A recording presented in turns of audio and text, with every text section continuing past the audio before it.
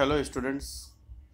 जैसा कि आप लोग ये जानते हैं कि 11वीं क्लास की केमिस्ट्री का पहला जो चैप्टर है वो है some basic concepts of chemistry. तो उस चैप्टर से रिलेटेड जो सबसे पहले टॉपिक आता है वो है मोल्स के बारे में, मोल कॉन्सेप्ट के बारे में। और मोल्स के बारे में एक बहुत ही इजी और ऐसा तरीका कि जिसको आप बहुत आसानी से समझ सकते हैं। सबसे पहले बच्चों ये देखिए कि जो भी चीज़ का मोल निकालने को कहा जाए, जैसे एटम हो या मॉलिक्यूल हो, उसका हमको मॉलिक्यूलर वेट या एटॉमिक वेट पता होना ज़रूरी है। जैसे कि अगर वो एटम है, एटॉमिक फॉर्म में है अगर वो, या अगर वो मॉलिक्यूलर फॉर्म में है, मॉलिक्यूलर फॉर्म में है तो मॉलिक्यूलर वेट, अगर कंपाउंड के फॉर्म में है तब भी उसका टोटल मॉलिक्यूलर वेट, और अगर सिर्फ वो एटॉमिक फॉर्म में है, मॉलिक्यूलर फॉर्म में नहीं है, तो उसका एटॉमिक वेट हमको पता होना चाहिए। पहली चीज़ तो ये हो गई। दूसरा ये कि उसका जितना भी वेट आपको दिया गया है, जैसे मान लीजिए, इमेजिन कर लीजिए कि अमोनिया है। अमोनिया एक कंपाउंड है, इसमें नाइट्रोजन का एक एटम है, हाइड्रोजन के 3 एटम्स हैं। तो अगर अमोनिया के आप मान लीजिए कि 56 ग्राम अमोनिया का आपको दिया गया और कहा गया कि इसका आप मोल्स बताओ कि कितने मोल्स इसमें हैं, तो आपको अमोनिया चूँकि एक कंपाउंड है, इस वजह से इसका मॉलिक्यूलर वेट आप फाइंड करो। तो नाइट्रोजन का मॉलिक्यूलर वेट, जैसा कि आप जानते हो, नाइट्रोजन का जो एटॉमिक वेट होता है वो 14 होता है, और हाइड्रोजन का जो एटॉमिक वेट होता है वो 1 होता है।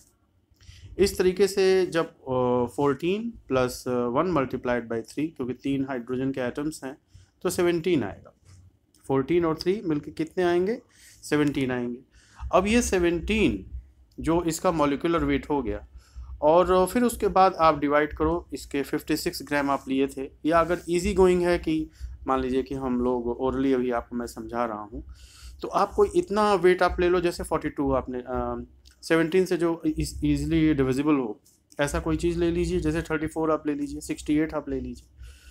मान लीजिए 68 ग्राम आप ले लेते हैं, तो 68 डिवाइडेड बाई जो आपने फाइंड किया है, यानी कि 17।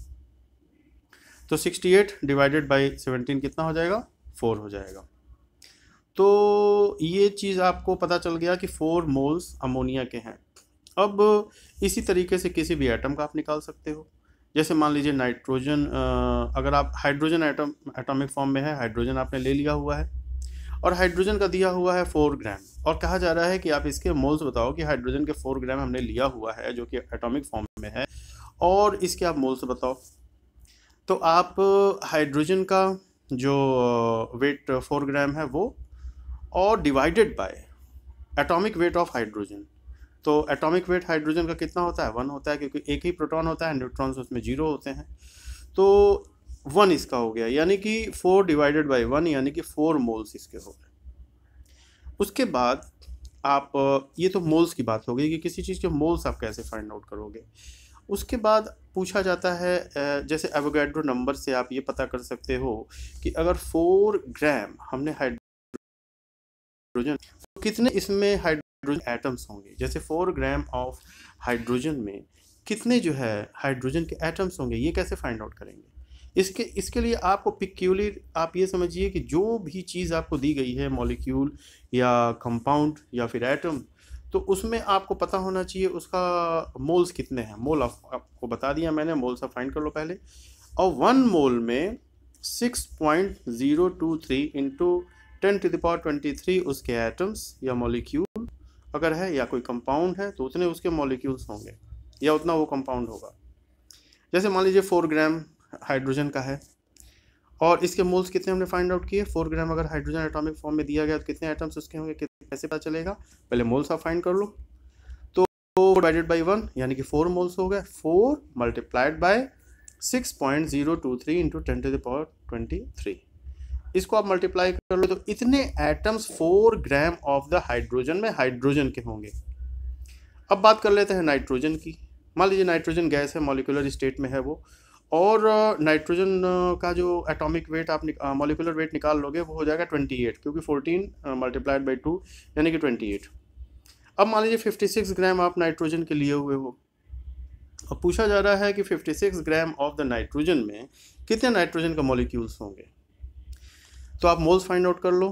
तो 56 ग्राम दिया गया है, divided by molecular weight of the nitrogen means 28, 56 divided by 28 यानी कि 2 मोल्स, यानी कि 2 मोल्स आ गए। 1 मोल में एवोगाड्रो नंबर के बराबर ही मॉलिक्यूल्स होते हैं या एटम्स होते हैं।